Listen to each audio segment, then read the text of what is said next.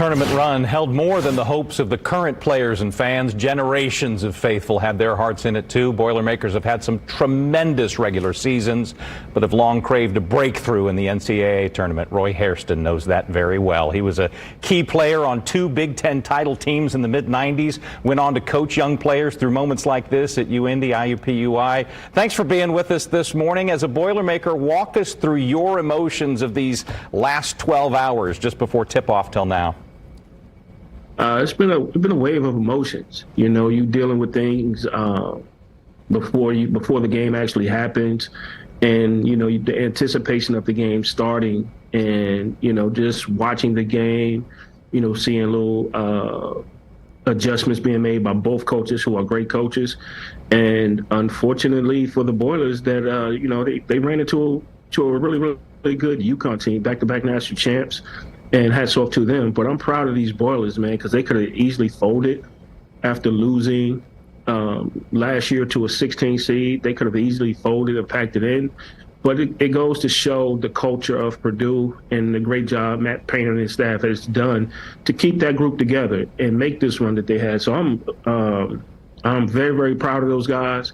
Made me even more so proud to be a former Boilermaker, living my dreams through those guys, getting to the Final Four, which I never had the opportunity to at the NCAA level, but nevertheless, still a great run. Those guys have nothing to hold their heads down for.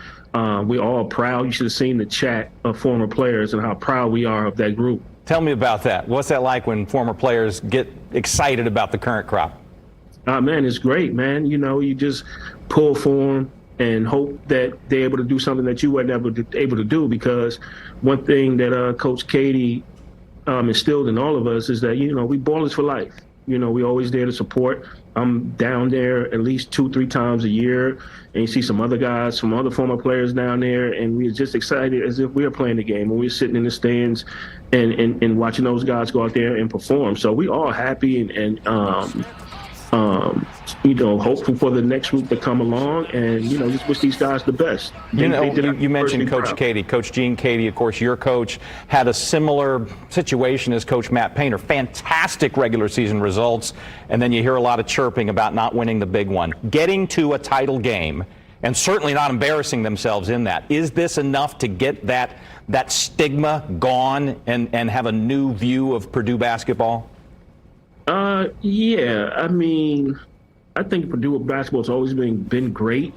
It's just the luck of the draw sometimes. It's hard to win these tournaments. It's very, very hard. You ask anyone who played in it and coached in it, it's tough to win, you know, and think about the teams that had multiple All-Americans, and Purdue has had 5 in the last 30 years, and those teams still don't win. So it's very, very tough to win this tournament.